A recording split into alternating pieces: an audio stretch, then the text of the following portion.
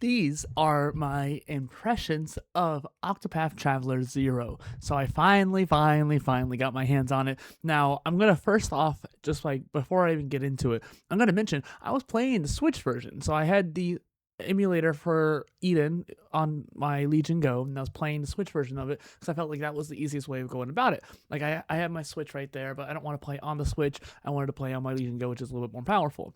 However, I had a lot of issues with the emulator where the whole screen would turn yellow or blue or pink based on the bloom of the Unreal Engine not being cooperative with the Vulkan in Eden emulator. Also, at certain points, it would go down to 1 FPS or even completely freeze. And I just was getting so sick and tired of it that I just went ahead and bought the PC version when it was on sale on Steam. And at that point, though, I was 30 hours in. I was like, I don't want to restart that. I managed to figure out a way. I'm going to leave a blog post down below explaining how to transfer my Switch save to the PC version. No one else has done it, and I looked online, and the only post I could find was a Reddit post about Octopath Traveler 1 back like 7 years ago, and even then it wasn't very informative. So I wrote out a whole blog post explaining how I did it, and that was really awesome. So I managed to transfer that save over from the Switch version to the PC version. Now, I've been a big fan of the Octopath series, even predicted my own thoughts on Octopath Traveler 3, which I'll also leave a blog post down below for because that was really cool. Came up with some really interesting ideas of what it could actually be like. And so I was not expecting Octopath Zero to be the next game. So when that came out, I was like, oh, this is interesting. I knew from the get-go that it wasn't going to be like a gotcha game or like mobile version just ported to Switch. I know that people kept thinking about that when it first got announced, and I thought it was silly because they're not going to do that. And even Champions of the Continent was not even that bad of a gotcha game when it compares to like other games out there. So I was even willing to play it even if it was a gotcha game, but I knew from the get-go, it was pretty clear from the trailer that it wasn't a gotcha game. I wasn't too sure about the city building aspect. I don't know why my ears are so red. What the heck? So, but the city building was better than I expected, and I'll get into some of the details. This is like a no spoiler kind of conversation. I will be kind of referencing certain story beats, and so I'm going to try to be, I guess you could say, incognito about what happens. But the idea, the structure of the game is also interesting to me. Going from the 8 traveler kind of system to what is it, 32, 36, something like that. Some of those details I'm not going to count as spoilers because that's been talked about a lot. The game's been out for a little bit, but there's like over 30 characters, and none of them have a particular story per se. They all have like little quests you can go on, or most of them have little quests you can go on, kind of like their loyalty missions, if you consider it like a Mass Effect kind of thing, which is pretty cool. And some of your main story characters, I think, actually have their story missions a little bit after you get them or something like that. So you have to get like their enmity friendship level higher. And I don't really know how that system worked per se. It wasn't very obvious. In fact, like I think I was 50 hours in before I even got any of the like friendship missions or anything like that. So it's interesting to me that like getting these different characters, finding the secret characters, finding the people who are harder to get, and even right now I'm trying to get one of the later characters after finishing the major story quests, and I'm trying to get this person. It's freaking difficult, and you have to be like level 60 to get it. And it's frustrating to me because I actually lost a little bit of progress when I died in a battle, and so I wasn't able to save, and so I ended up losing progress, and that was frustrating. But the dungeons are either really great or really bland. And I'm going to be a little all over the place with this because this is a video where I'm not necessarily structured. I'm not planning on being structured. I just wanted to give you my impressions, my thoughts as a major fan of the series. And I actually replayed Octopath 1 and 2 more than once, and I actually did solo runs as well. So I failed the solo run on Octopath 1, but it's because I was choosing Ulbrich, which supposedly is like the worst out of all of them. And then I did a solo run on Octopath Traveler 2 with Hikari, which I thought, since you could learn moves and you get a second turn, that was the best choice. And it was the hardest choice, I think, because the final boss is insane. It took me like 2 weeks to beat the final boss. And then I switched to Throne, who I guess is supposedly one of the better ones. And she actually I got her all the way to her final boss, but I was just too weak to beat it. But the fact that like I even was doing solo runs is kind of ridiculous. And so like I really like these games. I'm almost thinking about like what would a solo run look like in this game too, but I'm not there yet. So the different dungeons, though, I've experienced all the other games and I've beat them. I can't say 100%, but I got really close to doing that. and it's kind of hard to know because they didn't tell you where the chests were. They didn't tell you where all those kind of things is. And there's a feature later on deep in the game where you can actually get that kind of notification where it's like, have you gotten all the chests in the area, or you can teleport to different locations. And again, this is later in the game, so it's not really too spoilery, but it's also not necessarily something you might want to know. I'll try to keep it to a minimum. But it's crazy to me that the feeling you get when playing Octopath games is still there, though. You still have that feeling. And I will say some of the story beats, I guess, that were carried over from Champions of the Continent, those were really good. And I think that they really did a good job at trying to make it dramatic. There was one moment where I literally went like this. And it was funny. And granted, they kind of undercut that moment in the next chapter, which was frustrating. And then it was funny. My roommate was sitting with me watching me play the next chapter, and he did the exact same thing with a whole nother story beat. So it's kind of funny. I keep saying it's kind of funny. It is really funny. It's kind of a funny game because it's not necessarily sticking to its guns very well. It'll do something and then it'll kind of just like take it back a little bit, kind of like One Piece in some ways. But like the fascination of the series and the game itself, I think kept me going in a lot of ways. There are some interesting chapters, and there's some other chapters where I was kind of like, I don't even want to watch this cutscene, so I skipped it. And I haven't seen it before, so it's not like I'm skipping something I've seen before. And when I replayed Octopath Traveler 1 and 2, I skipped a lot of cutscenes because I was like, I don't care about these anymore. I already got the experience. I don't need to rewatch them. Maybe it's because I only replayed it like a year or two later.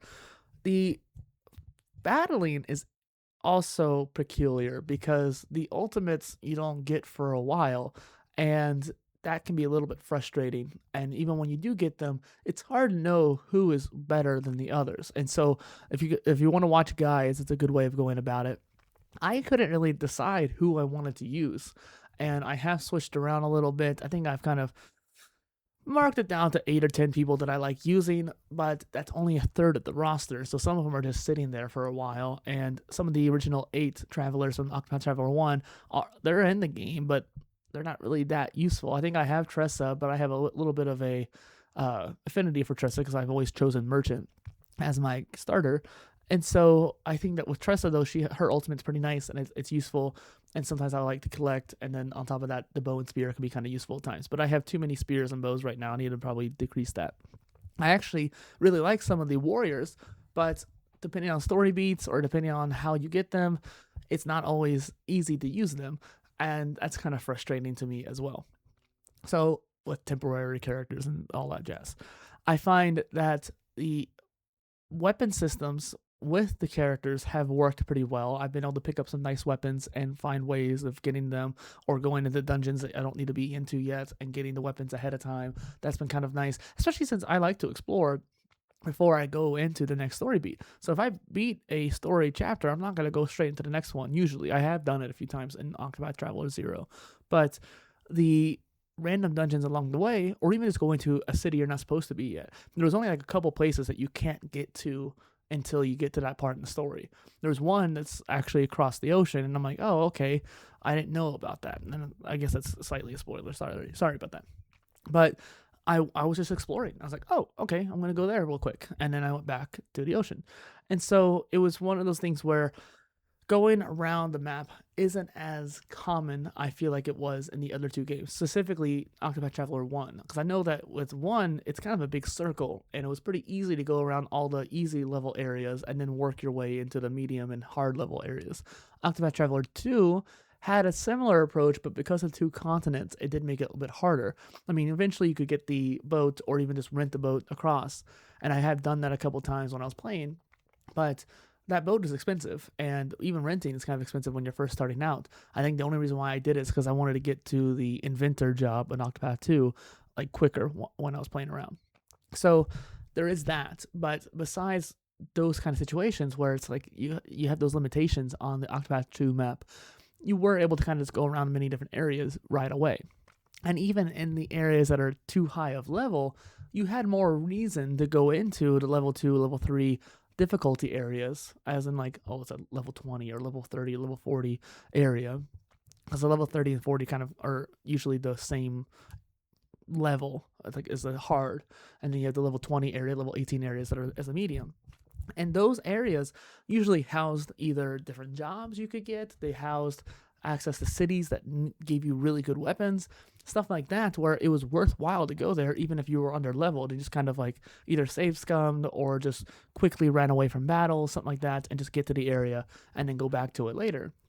I feel like in Octopath Zero, it wasn't really working like that. You couldn't really just skip ahead into another area. And again, there was one city that was even blocked off completely. So I did go around a little bit, but I kind of stopped once I got most of the way around because it just wasn't really worth going fully around. It was actually more worth just trying to go to deeper areas if I could.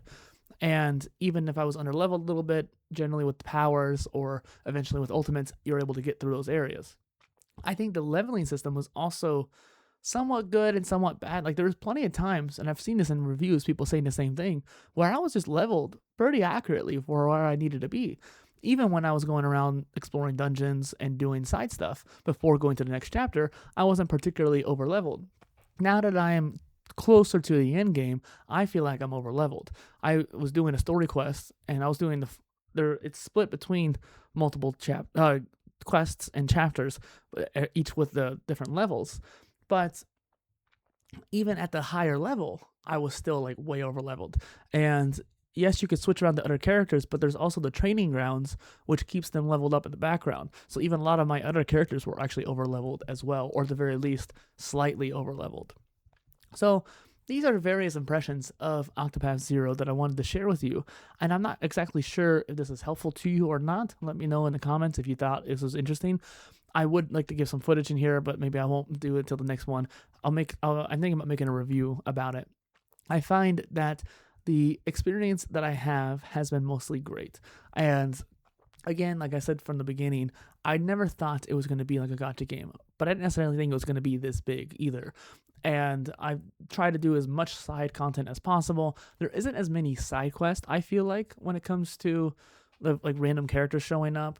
And I think each city has at least a few, but you unlock them over the course of the game. So like when you start out, only a handful of cities are available to you, and probably only 2 or 3 of them have side quests. At least that's what my brain kind of picked up on the system. And then when you finish either the level 2 or level 3 chapter of one of those quests, then more show up, especially the level 3 ones. But then other characters also show up. So I think really collecting the characters is also essentially counted towards that side quest total count. So it's like a side quest to go get the character, or it's a side quest to go help the fisherman or something like that. No kind of equal value in the eyes of Octopath dev team, I guess. And so even though there's not that many side quests, you have a lot of other side quest content or side content that you need to do. And then exploring the different, I never really got rewarded for exploring the caves per se, but I think that there was a decent amount of items that were like, okay, I went into this cave, found a nice shield, found a nice spear. That was pretty cool. When I was randomly exploring the ocean, you find a nice weapon, and I was like, okay, cool. This has been worthwhile to do. But I don't necessarily know if you want to go out of your way to do it. I kind of did because that's what you were rewarded for in the previous games. So there's kind of a balance there. It's not necessarily as egregious as some of the previous games where you just go to a random area and you get like the best sword in the game. That's not really how it was, but you get like a really great sword in the game versus like even getting the battle tested weapons. That feels different. Those battles to get them, which I think you battle for all of them, those battles to get them feels different than it did in Octopath Traveler 2. When I was doing the solo run, I really was trying hard to get the battle tested sword for my Hikari character because he really needed a good sword. And so I fought that guy like 70 times because it's only like a 3% chance or 2% chance for it to randomly drop when you're fighting him. And so like I fought him at least like 50 times, and I finally got it around like, I don't know, 60 or something like that. And so that was a lot of work, but it was also one-on-one. It was a duel. Now with the battle tested weapons, you can have your full party with you. And it's still hard. I still got my ass handed to me with some of those battles, and I had to like leave and come back.